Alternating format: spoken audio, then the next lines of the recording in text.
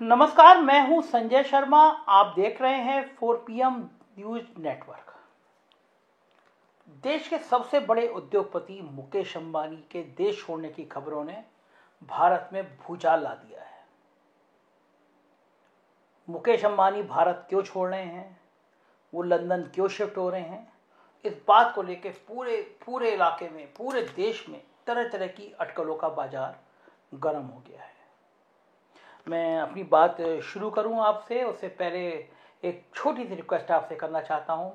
अगर आपको लगता है कि ये चैनल बेखौफ है, ईमानदारी से बिना सरकार के प्रलोभन से अपनी बात कहता है, तो एक नंबर चल रहा है, व्हाट्सएप का नंबर है, उसमें मैसेज करिए। संभव हो सके तो हमारी कुछ आर्थिक सहायता कीजिए, जिससे हम ईमानदारी से पत्रकारिता कर सकें। तो बात कर रहा हूं मैं आज आपसे मुकेश अंबानी की।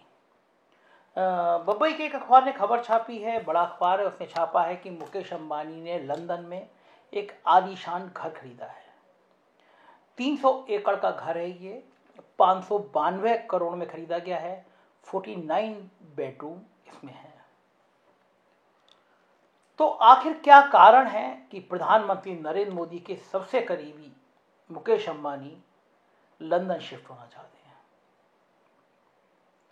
जब कोरोना महामारी आई थी तब वो अपनी एक रिफाइनरी में चले गए थे। बम्बई का घर भी उनका आलीशान घर बताया जाता है। 4 लाख पर फीट की ऊंचाई पे एक बहुत बड़ी टावर है, उसमें वो रहते हैं। उनका दफ्तर और आलीशान घर है। हेलीपैड भी ऊपर, हेलीकॉप्टर भी उतर सकता है, लेकिन शायद परमिशन वगैरह में कुछ प्रॉब्लम है। लेकिन मुकेश अंबानी बहुत बड़ा नाम है। और प्रधानमंत्री नरेंद्र मोदी, अगर मुझे लगता है कि इस अपने दोनों पिछले 7 साल के कार्यकाल में सबसे ज़्यादा अगर किसी बात को लेकर परेशानी में आए हैं तो वो अंबानी और अडानी को लेकर आए हैं। उन पे कांग्रेस से जितने हमले किए वो यही किए कि प्रधानमंत्री अपने 2 दोस्तों अंबानी और अडानी के लिए देश में कुछ भी करने को तैयार रहते हैं।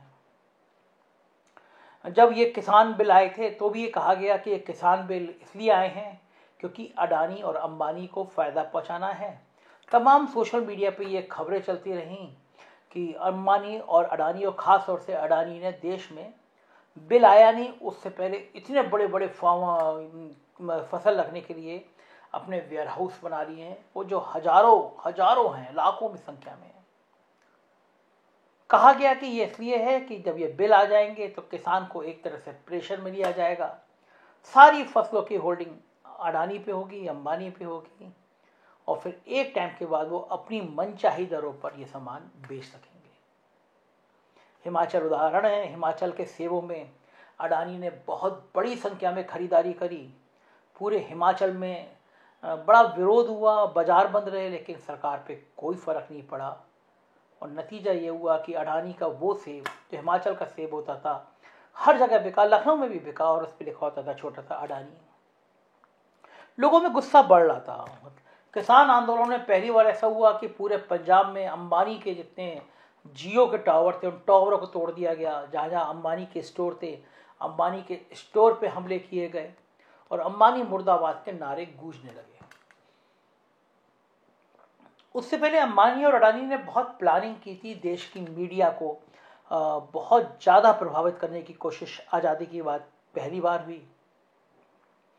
इन दोनों समूहों ने मीडिया का बहुत बड़ा स्टेक खरीद लिया, टीवी चैनल खरीद लिए, अखबार खरीद लिए, और जो नहीं बिक पाए उनको धमकाना शुरू कर दिया गया था। ये लोकतंत्र की एक नया चेंज था देश में। कांग्रेस ने हमला किया कि क्या देश केवल 2 दोस्तों को, अंबानी और अडानी को, बेच दिया जाएगा। खुलेआम आरोप लगाए गए कि जो 3 किसान बिल आए हैं, ये किसान बिल केवल अंबानी और अडानी को फायदा पहुंचाने के लिए लाए गए हैं। बताया जाता है कि जिस समय 3 किसानों के बिल पर पंजाब में और बाकी जगह ये हमले शुरू हुए, अंबानी जी के टावर पे हमले शुरू हुए, उनके ऑफिस में हमले शुरू हुए, तो अंबानी और अडानी के परिवारों में, अंबानी और अडानी के खेमों में थोड़ी बेचैनी पैदा हुई, थोड़ा डर पैदा हुआ और थोड़ा तकलीफ पैदा हुई। कोरोना महामारी में इन परिवारों ने देखा था कि देश में कितने बुरे हाल है। लोग तड़प तड़प के मर रहे थे, गरीब हो या अमीर हो, कहीं सुविधा नहीं मिल पा रही थी। और किसानों के आंदोलन के बाद जब ये तस्वीर साफ हो गई कि देश में इन परिवारों के विरुद्ध एक जनमानस तैयार हो रहा है। बढ़ती हुई महंगाई से, बढ़ती हुई तेल की कीमतों का दोष इन अंबानी और अडानी पे आम आदमी लगाने लगा तो देश में हड़कंप मच गया। ये माना जाने लगा कि जो अंबानी और अडानी के खिलाफ आवाज उठाने की कोशिश करेगा उसका हश्र बहुत बुरा होगा। लेकिन साथ ही साथ इन बड़े समूह को समझ में आ गया था कि जब एक जनमानस अगर कभी खिलाफ खड़ा होता है तो उसको लोकतंत्र में कोई भी सरकार रोक नहीं पाती है। किसान आंदोलन ने पहली बार अंबानी के मन में डर पैदा किया, क्योंकि जिस तरह अंबानी के फोटो लगा के, पोस्टर लगा के उनको अपमानित किया जा रहा था वो असंभव नजर आता था किसी जमाने में। ये गलतफहमी होती है, बहुत सारे राजाओं को होती है, बहुत सारे तानाशाहों को होती है, बहुत सारे उद्योगपतियों को भी होती है कि वो पैसे से हर चीज खरीद सकते हैं। ये भाव उनके अंदर कई बार आता है कि वो इतने ताकतवर हैं कि वो ईश्वर हो गए हैं। ईश्वर होने का भाव कभी कभी ऐसे बड़े बड़े लोगों के अंदर आ जाता है। हालांकि अंबानी, मुकेश अंबानी व्यवहार में बहुत विनम्र रहते हैं, कोई उनकी उद्दंडता की खबरें नहीं आती हैं, लेकिन कहीं ना कहीं जब जनमानस में अगर आपके खिलाफ ऐसा विद्रोह हो जाता है तो डर तो होता है कि ये भीड़ अगर किसी दिन उनके घर तक जा पहुंची तो क्या होगा। जाहिर है ये डर किसी भी ऐसे बड़े आदमी के मन में तब पैदा होता है जब उसको लगता है कि देश में धीरे धीरे सिस्टम खत्म हो रहा है, कहीं ना कहीं आवाजें उठने लगी हैं। आपने टीवी चैनल मैनेज किए, आपने अखबार मैनेज किए, तो सोशल मीडिया पे एक बड़ा वर्ग खड़ा हुआ और ये कहा कि अंबानी और अडानी के कारण देश की एक आम आदमी को बहुत तकलीफें हो रही हैं। ये बढ़ती हुई महंगाई, ये बढ़ता हुआ समस्या, उनके पीछे ये दो परिवार हैं। जिस तरह से देश में अडानी के एयरपोर्ट को, सारे देश के बड़े बड़े एयरपोर्ट को अडानी को दिया गया, फिर अडानी के जो बंदरगाह अडानी को दिए गए, उन बंदरगाहों में से एक पोर्ट पर 10,000 करोड़ के ड्रग्स तालिबान अफगानिस्तान के इलाके से आने की खबरें तैरी, उस खबर को दबाया गया। तो जाहिर है ऐसी चीज़ें बहुत हैरान कर रही थी कि आखिर हजारों करोड़ की ड्रग्स एक खास बंदरगाह पे क्यों उतर रही है, क्या खेल है। तरह तरह की सोशल मीडिया पे खबरें आई कि सोना तस्करी से आ रहा है। इस तरह की खबरें कहीं ना कहीं बड़े औद्योगिक घरानों को परेशान करती हैं, भली इसमें कोई सच्चाई हो या ना हो, भले अंबानी और अडानी इसमें इन्वॉल्व हो ना हो, लेकिन एक माहौल इस तरह का बनता है। और ये माहौल हमेशा तब बनता है जब आप कभी ना कभी ये सोचते हैं कि आप इस देश के तंत्र को, इस देश के आम व्यक्ति को डरा लेंगे। अचानक आवाजें उठती हैं और आप दरअसल में खुद फंस जाते हैं। अंबानी जी का ये आलीशान बंगला लंदन में किसी के लिए भी ईर्ष्या का भाव पैदा कर सकता है।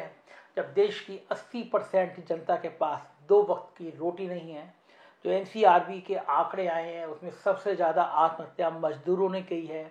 दैनिक वेतन पाने वाले लोगों ने आत्महत्या की है। आत्महत्या के केसों में रिकॉर्ड वृद्धि दर्ज हो रही है। यानी इस देश का आम आदमी मरने को मजबूर हो गया है, क्योंकि उसके पास रोजगार नहीं है, उसके पास 2 वक्त की रोटी नहीं है। लेकिन उसी समय हमारे प्रधानमंत्री के दोस्त लंदन में 592 करोड़ का एक बंगला खरीदते हैं, जिसमें 49 कमरे हैं और जिसमें 300 एकड़ जमीन है। मैं कुछ क्या कहूँ लोकतंत्र को, लोकतंत्र की भलेहारी है। काश इस देश के आम आदमी को भी इसी तरह लंदन में एक बड़ा बंगला नहीं लेकिन 2 वक्त की रोटी मिल जाए, उसके बच्चों को दवा मिल जाए, उसकी मरती हुई पत्नी को अस्पताल में बिस्तर मिल जाए, कोरोना जैसी महामारी में ऑक्सीजन मिल जाए। इसकी चिंता भी हमारे हुक्मरानों को करनी चाहिए। ये देश उन 80% लोगों से बना है। देश के सारे तंत्र पे अगर 5% लोगों का कब्जा हो जाएगा तो ये विद्रोह की चिंगारी कभी भी कहीं से भड़केगी। आपके छापे, आपकी जांचें, आपका उत्पीड़न नहीं रोक पाएगा। लोकतंत्र की खूबसूरती यही है कि जब विद्रोह की आवाज़ उठती है, जब बहुत दबाते हैं तो कहीं से कोई जेपी खड़ा हो जाता है और कहीं से कोई गांधी खड़ा हो जाता है। तो असमानता इतनी मत होने दीजिए देश में कि कहीं से फिर एक जेपी खड़ा हो और कहीं से फिर एक गांधी पैदा खड़ा हो। मुझे लगता है अंबानी जी ने सोच लिया होगा इसको, इसीलिए उन्होंने लंदन से बंगला खरीद लिया। अब मैं ये नहीं कह सकता कि वो भारत छोड़ कर लंदन शिफ्ट होंगे या एक लंदन में बंगला रहेगा और एक भारत में बंगला रहेगा, दोनों जगह वो आ जा सकते हैं। देश के सबसे बड़े उद्योगपति हैं तो वो कुछ भी कर सकते हैं, और जब प्रधानमंत्री के दोस्त हो तो सर्वाधिकार सुरक्षित है। देखते रहिएगा 4 PM न्यूज नेटवर्क, क्योंकि आप समझ गए होंगे इतनी खरी खरी, इतनी तीखी और इतनी सच बात कहने वाला नहीं है कोई और चैनल। Thank you.